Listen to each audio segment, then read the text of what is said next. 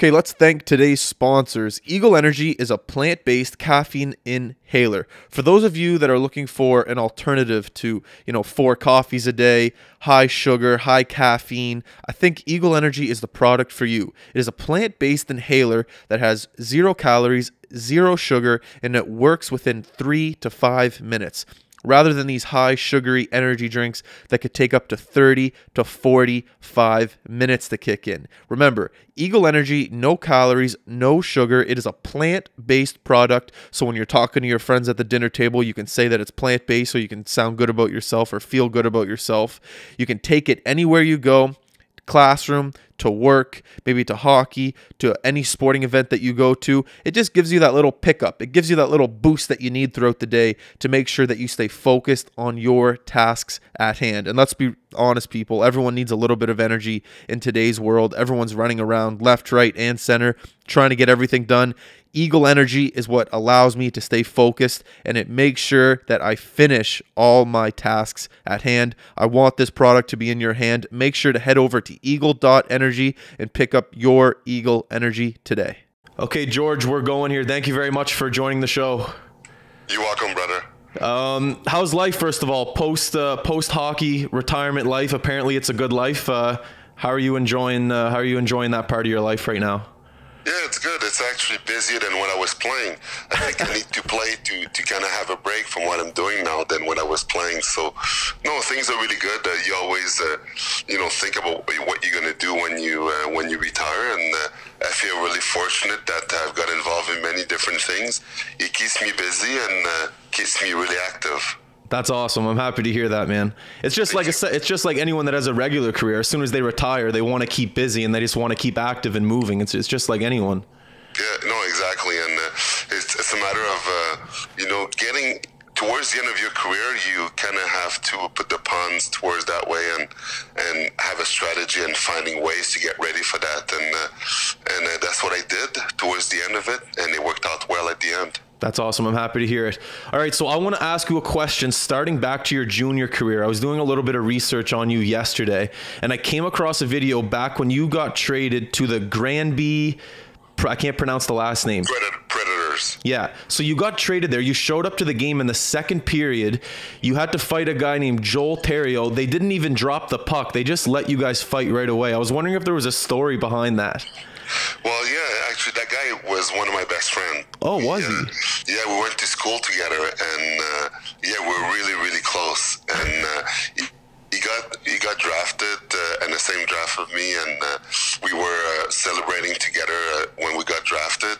And I remember that game. I got traded from St. Hyacinthe to Granby, and when I got traded, that's why I got there in the third period. And when I got there, I was so tired, and Michel Therrien was the coach and was like, do you want to play? I was like, well, not really, because, I just got in, and it was so late. There's one period left. He said, well, you could just sit on the bench if you want and just cheer the guy on. I said, okay. The game was on TV. It was the first game with my new team, and when I was going to sit on the bench, Therrien came up to me. He's like, if you start the third period, you could skate around the ice and do a little bit warm up, so maybe you'll be okay. So I can't really say no because it's my new team, and he's asking me. I was like, okay. So when before the period start, when you go on the ice, you go around the net. So yeah. I gotta go on, and my legs are heavy, and I'm tired, and I'm like, okay, well, I guess I just got in. It's no warm up, nothing. When I'm skating around, and for the warm up, Joel Theriault, he comes up to me. So he skated the other side. He skated in my own zone. Oh, he came and saw you. Yeah, he came because the way it was, the game was in Drummondville. So because in Drummondville kind of has the last change. Yeah. So because I was starting and I was on the ice and I just got in, the coach put Joel to start the third period. So when you start the third period, when you go around your net a bit before they start the period, well, Joel came to me in my zone. It's like, George, we have to go. We have to fight because the Washington scouts are there tonight, and and they've asked me the other day how come we've never fought, because Joel was a tough guy too. asked me that, like, I was like, oh my God, I couldn't believe it. Because, I just got in, I was dead tired, and I know it's not his fault because the scouts were there, so I kind of knew why he kind of had to, but he had a huge advantage, so I was like, okay, no problem, and then when they dropped, when the referee dropped the puck, then we backed up, and we took off our helmet, we squared off, and yeah, that was my first fight with my new team. It was insane, and but that year was a magical year, obviously, because we won the Memorial Cup after. That's awesome. How did you get to the rink? Did you drive or did you fly in? Like, how did you get to the rink that quick? What happened is when I got traded from Nicest, we actually were going. I don't remember where we're going to play, but we had like a 4-hour bus ride to go play somewhere. Yeah. And when I got traded, what they did, the coach was so mad that the GM traded me that they kicked me off the bus from outside some restaurant. I didn't give me my hockey bag. They took a garbage bag. They put my hockey gear in it, and they left me there. No. Yeah, because he got so mad that I got traded. So it's like it's pouring snow outside. I'm standing middle of nowhere in front of a restaurant, and I'm just waiting for somebody from the Granby representative to come and pick me up. So somebody came and get me in a small little car, and we drove 4 hours to Drummondville to my new team, and we arrived in the fourth at like the end of the second period to start the third. It was insane. So that's why. So I did about 8 hours bus ride in my leg before I actually played that game. So, and there was so much pressure in that first fight because, I know when you look at it, maybe you can't tell, but it was insane that Ontario was really tough too. So I'm glad that things went well. That's amazing. That's such a good story. Have you ever told that story before? Oh, many times, but in French. In French, yeah. That's an amazing story. That's crazy. All right, let's get to your childhood of growing up in Quebec. Did you enjoy? I know I was talking to your brother, and he said that you guys played every single sport. Your dad put you in every single sport. Do you think that had anything to do with your success in hockey? Just trying other sports and somehow relating to your skills on the ice? Well, all the best athletes, in different sports, and even the NHL, all the other sports, when they were kids, they were good at all sports because, nowadays kids are playing too much hockey and they get sick of it when they get to their teens. There's so many guys that got drafted that quit hockey because the parents put them too much into it. It's important to have the hunger of playing hockey when you're a kid because I was playing soccer in the summer. And at the end of the summer, I was excited to play hockey again. And I was hungry to do it. But when you play hockey 12 months a year, it's not good. You don't develop other skills. And for your muscle needs a break. You need a mental break. It's insane. So he put up so many different sports that we're excelling in all those sports. But every time it was time to play soccer in the summer season, I was excited. I was good at it. When it was time to play hockey, I was excited. I was good at it. All those different sports that I was doing, it was just awesome, and I always had lots of fun with that. That's awesome. I'm happy to hear that. When you played in the NHL in the summertime, did you ever go skating, or did you try to stay away from hockey in the summer times? Well, when I played in the NHL, I did, because obviously, in the NHL it's a different game, and you gotta stay up to par and do power skating and all that stuff. But when I was a kid, no. I was a really good soccer player. I played major league in soccer, like the highest level for kids. Oh, really? Like cool. Triple A's and stuff. Yeah, Triple A level, and I would play that, and it would keep my conditioning really good and my skills also. Do you ever go to Montreal Impact games in Montreal? It wasn't the Impact when I was there back in the day. It was the Manic, a team before that and stuff. That was before the Impact. Okay. I go to the Impact now, but before that, it was another name that it was called. Okay, cool. I love first NHL game stories. Everyone seems to have one. Your first NHL game was with the Edmonton Oilers. I was wondering if you had a story about your first game and if you were nervous, if you slept the night before, anything like that. I was nervous because the first game that I played in the NHL, obviously, is a game that you never forget. And when I was playing in the minor, I was playing with Mike Watt and Joe Albig, and all mine was doing really good in the minors. And what they did for the Battle of Alberta, which was really physical, the Oilers against the Flame, they called all three of us as a lineup. So they called the three line, and together we got called up to go play the Flames. And in my first game, I fought Todd Simpson. That was my first NHL fight. Yeah. And it's something that you never forget because, it's Edmonton against Calgary. The fans, they don't like Calgary and their rivalry and all that stuff. But no, it was awesome. Things were good. It was really good experience and things just went up from there. That's wicked. So like your videos on YouTube, like when you're mic'd up and, when you're in Phoenix, you ask a guy to fight you, you say, good luck.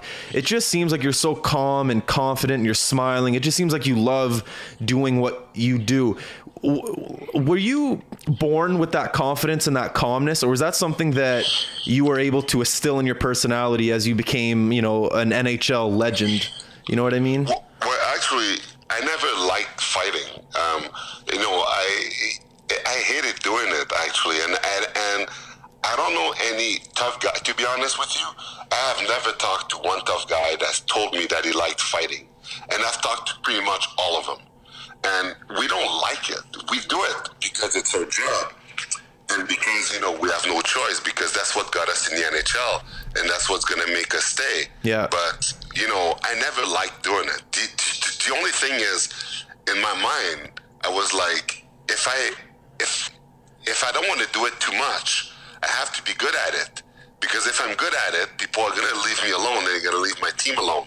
If you have a really good reputation, because the toughest guys in the league, they don't have to fight that much because their team are respected.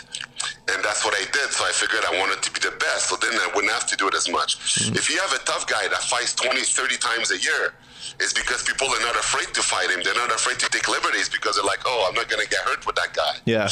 But man, there's many tough guys that they're like, when they were playing my team, they're like, you know what? I don't want to fight Laraque tonight, so I'll be really quiet. And that's because I was doing good. And the thing about the good luck thing, it was just the type of guy that I was. I said that pretty much every time I fought. I always said that. It's just because I know it was the job. I knew the guy didn't do anything wrong. And you never want to wish anybody harms, or you don't want to hurt anyone. You want to win, but the goal is never to kill anybody who concuss someone, to break somebody's face. It's just to win, to do good, to keep your job, and to keep their respect. But other than that, just like in boxing, when they pump the glove and they, before a fight, yeah, then they fight. In hockey, obviously, we don't do that. But me, I was just saying that, good luck before a fight, and after that, I would go at it. Okay, so this is a perfect lead into my next question then. Why are the toughest guys always the nicest people off the ice? It's a good question. It's a good question because, people often ask me that. And, I don't know, maybe because the pressure that we have all the time for the job that we do, maybe when we're off the ice, we just need to relax and we just need to, to be calm and to do other things because there's so much pressure, there's so much anxiety composing with fighting that when you're away from it, it's fun to show your real personality because often people have stereotype about, if that guy's a fighter, he must be this, he must be that. Yeah. And when you get to know the person, you're like, oh, that guy's actually pretty nice. But often with the job that you do, when you take liberties and you hurt people, sometimes people forgetting that fighters also the human beings. So that's why at the end of the day, it's just that for me, when I look at that, most of the guys that I talk to is just this off the ice. They're so calm because on the ice, there's so much aggressiveness and pressure and anxiety that you have to deal with that, if you play that role when you're off the ice, how you gonna live? There's so much pressure, there's so much of everything. So you gotta take that stress out sometimes and just relax. And that's why most of the guys that you talk to, when hockey is done, the game is done, and they're in public, they're like so relaxed and they're back to being themselves. They don't have to deal with anything that has to do with battling, with fighting. So, and that's probably why. That's a good answer. It's like that in most sports. Like even if you look at UFC or boxing, the people that are most aggressive are the most kindest when they're outside of their sport. And I asked the question because of hockey, because you played hockey, but it relates to all aspects in sport of anyone who plays a physical role. You're right. biggest NHL influence? Like, there's a big transition from what I hear from junior to NHL, how to conduct yourself as a professional, how to pack for road trips. Who was the biggest influence in your career, maybe in Edmonton when you were a rookie, on who taught you how to be a pro? To be honest with you, nobody really taught me how to be a pro. I just look at the veteran all the time. Like, it's not like, I never stay. Sometimes some rookies, they live with a veteran in their house and to learn. I never did that. I learned it on my own. Like, I remember me, Boy Devereaux, Sean Brown, we rented an apartment together in Edmonton, and we lived close to each other, and that's it. And we just looked up to the veteran.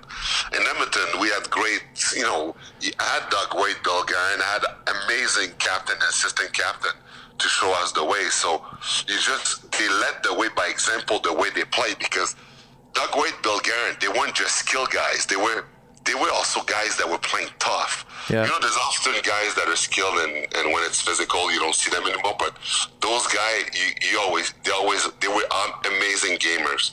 And just to look at the way that they play and now they lead by example, it was just awesome. So to me, it's just that, just looking those guys play the game, learning from them, and try to do your best to deserve your spot on that team. That's a great answer. I want to talk about another team, Arizona. You were coached by Wayne Gretzky. What was that like? The thing is that the reason why I went there is because he called me. Wayne called me when I was a free agent, and he said, "George, I'd love you to come and play for me." And when the great one, the best player that ever played the game, calls you and asks you to come and play for him, you don't say no. Yeah. It was impossible. Exactly. So just that he had me at hello when he said that. Yeah. I was like, oh my God, Wayne Gretzky's calling me, asking me to play for him. I'm in.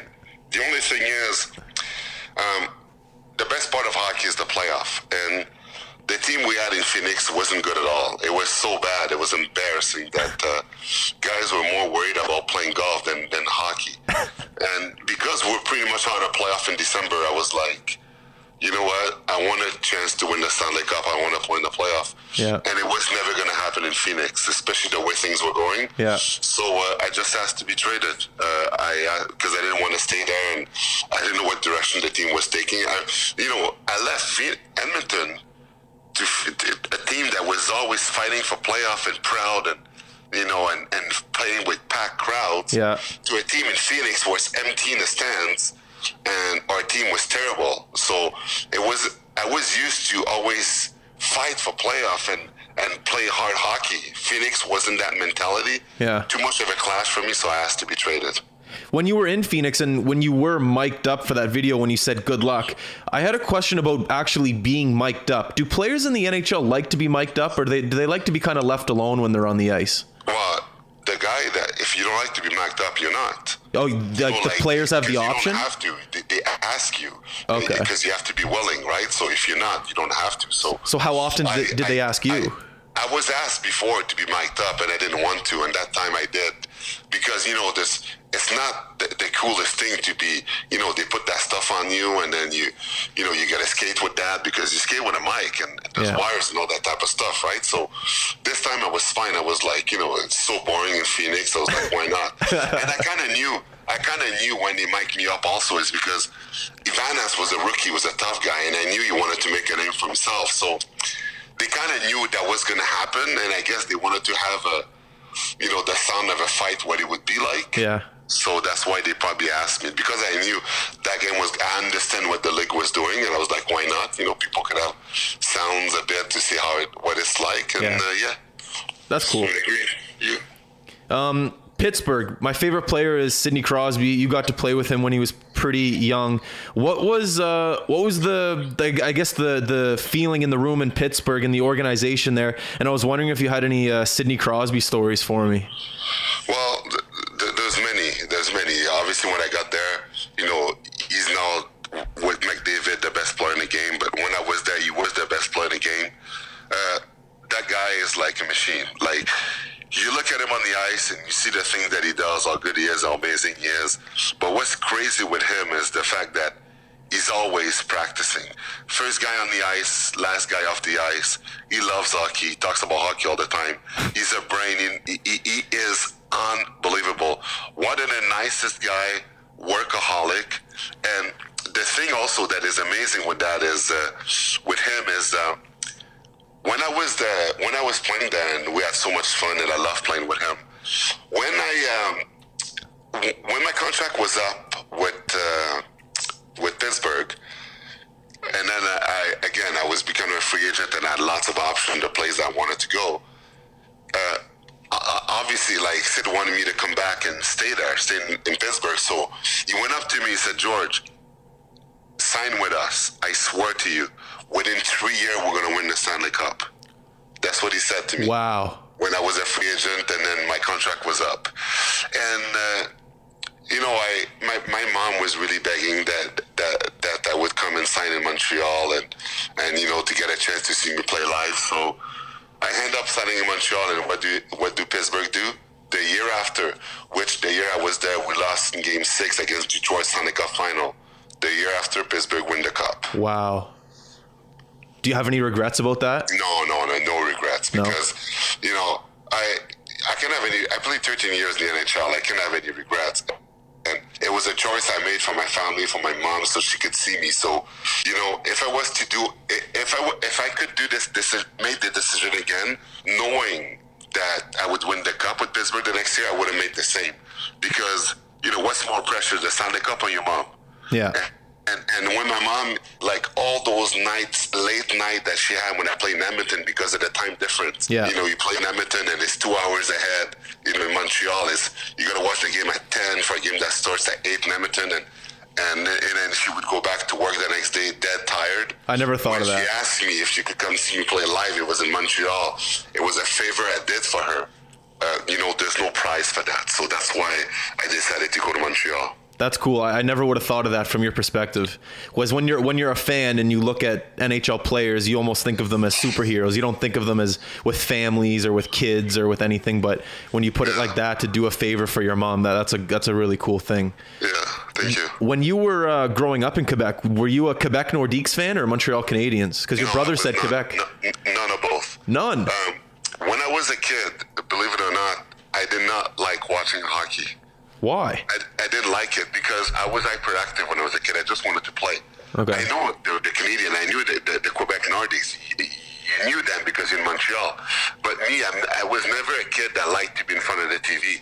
I'd go outside and play hockey. I'd shoot pucks. I'd shoot puck all the time. I would improve. I'd play in parks. I was never sitting around and just watching the game because you don't get better watching games when you're a kid. You get better when you practice, you do things. And I had a net, and for hours I would just shoot in it in my driveway and practice and go to the park and play with other kids. That's what I would do. I was never a kid that sat in front of the TV and watched sports. So I knew those teams, but I can't say that I was cheering on. Are you still the same way right now? Like, do you have a hard time sitting down and watching 60 minutes of hockey, or would you rather be outside, maybe going to the gym or doing something active? Well, now that I'm older, my buddies hate me. And actually, one of my jobs on the radio is to actually analyze, hockey, soccer, all sports. So I watch a lot more sports now. Okay. I watch soccer, hockey, football, NFL. I watch it all, and I talk about it on the radio because it's my job. And now I could relax and stuff and do it. Okay. It's not the same, like when I watch a hockey game now, I don't feel like going outside and play anymore. I did it enough. Yeah. When you do this for a living, you practice every single day, and you did this for 13 years. Actually, more than that, 15, because I also played in the minors for 2 years. That's a lot of hockey. Yeah. So now I could relax and enjoy it and stuff. It's not the same thing. Okay, so this next question, I'm not really sure what I'm getting myself into here. I was told to ask you. I don't really know what it means, but apparently you're going to know everything about this question and what it means. So I was told to ask you about Brent Myers in Edmonton and what the media told you before the game. Well, that's my brother that told you to ask me that, right? Yeah. Oh, that's funny. That's actually a sad story. That's that is such a sad story. Can you tell me? Yeah, I can tell you. Okay. Brent Myers he was a tough guy. Played in the NHL for many years, and he was really tough. And actually, I got to know him very well, and he's a really nice person. And his last couple of years in the NHL, he kind of had some demons, which a lot of tough guy did, dealing with alcohol and drugs. Yeah. And he had to deal with that. And it sad, and he went to the NHL rehab because he had a couple problems. And I'm glad that he came out of the rehab and he was fine, and he got a chance with the Calgary Flames. The Calgary Flames give him a tryout to come and try out for them to make a spot on the team. Yeah. And and it happens that one of the exhibition games that we had before the season start was against the Flames, and Brent Myers was there. And Brent Myers was there, and his dad was there to see him play his first game coming out of rehab. And after all these years, it was like his dad was there. It was such a proud moment for him, like, doing rehab, being back in the NHL. And I knew him, so I figured for that game, because there's always mind games that there is with fighting, and you kind of think, oh, is it going to happen? Is it not going to happen? Is it going to happen? I kind of knew him, so I thought that there's a chance that we might have to fight, because I've been in the NHL for a long time, and maybe he wants to show everybody that, he could make the team. So maybe he'll ask me, because the Battle of Alberta, even in exhibition game, there's always tons of fight. Yeah. And I don't really want to fight in exhibition because it doesn't count and you don't want to get hurt. But, I know him, so if he come and ask me, I kind of have no choice. So I'm kind of thinking from the day, is it going to happen? And it's in Calgary too, and it's always intense. So what happened that game is the media, they came up to me in the morning, and they're like, "Oh, George," because the way it works when you're in Calgary, the team, the Oilers, they always practice. The visiting team practices second, yeah, and the whole team practice first. So the whole team practice at 10, and the visiting team practice at like 11 or 11:30. Okay. So when the media comes to a room after a practice, they already did the scrum, and they already talked to the first team. So the media come in the room after my practice, and they're like, one of them especially, I think it was Jim Madison, he came to me and was like, "Oh, George, I hope that you're ready." I was like, "Ready for what?" He said, "Ready for Brent Myers." He said, he's gonna fight you tonight. He's gonna get you tonight. I was like, "What?" He said, yeah. He said that, he's gonna go with you and he's gonna go after you. There's an unwritten rule in the fighting code is you never do that. You never tell the media. You never send message like this that you're going to go after someone. Yeah.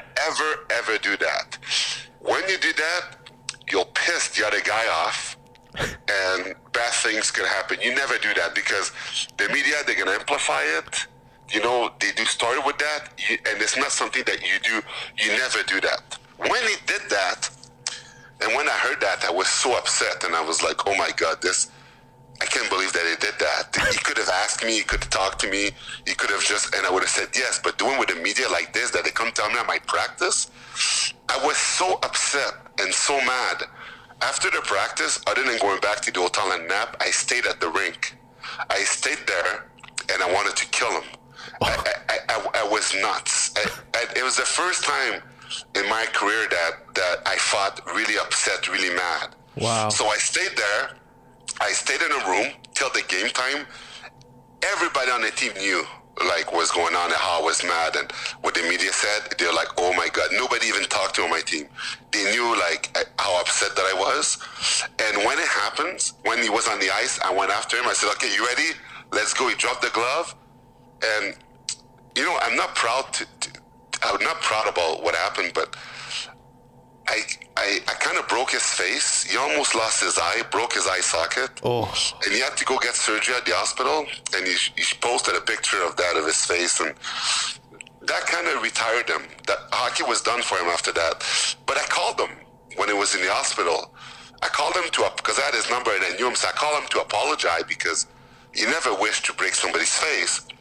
But when I called him to apologize, I was like, "Brent, we know each other. Why the hell did you tell the media that you're going to go after me?" That got me so upset. You know what he said to me? What? He said, "George, I never said anything. I swear I never said anything. I didn't want to fight you. It's my first game. My dad's dead. I'm out of rehab. No. You think I wanted to fight you? I never said anything." I was like, "What?" So the media is in the bus before on the way to the plane, because we're leaving for the game after. And I went up to the guy, and he laughed at me, and it was kind of joke. They wanted to see the fight, so they made it up. No. They made that up. Yeah. Oh my God. Yeah, so that's the story. So all this, something they made up to see me fight him, and they kind of thought that it would get a rise out of me, and it did. And all this for that. Did that guy lose his job in the media? No, are you kidding me? I don't know. No, he did. It was like, you know what good that is for them to be able to create story like this, to do this. They don't care. Oh my God, that's so irresponsible though. A guy's hockey career is over. Yeah. Oh exactly. my God. Because of a joke. Because the guy wanted to, they just wanted to see us fight. They knew we were friends, and they tried. You know, media often they try stuff like that to try to get rise out of guys and stuff. And yeah, that's what they did, and it worked. That is a crazy story. Yeah. That's unbelievable. Yeah. Okay, wow, that caught me off guard. Yeah, no, that's why my brother, the reason why my brother loved that story is because when the picture was circulating about his face, he was like, oh my God, what did he do to him? So I told him the story to my brother, and my buddy was like, what? And my buddy just can't, that's one of his favorite stories. He just can't believe that. Wow, that's a crazy story. Kind of sad, but still insane. Yeah, exactly. Okay, we're kind of over the time here, but one quick last question, or two questions. Could you beat Conor McGregor in your prime? Yes or no? Conor McGregor? Could you beat him in your prime, do you think? He's a midget. Hey, I'm just asking. You got to give me an answer. Like, the thing is with that is that UFC and hockey fight is two different things.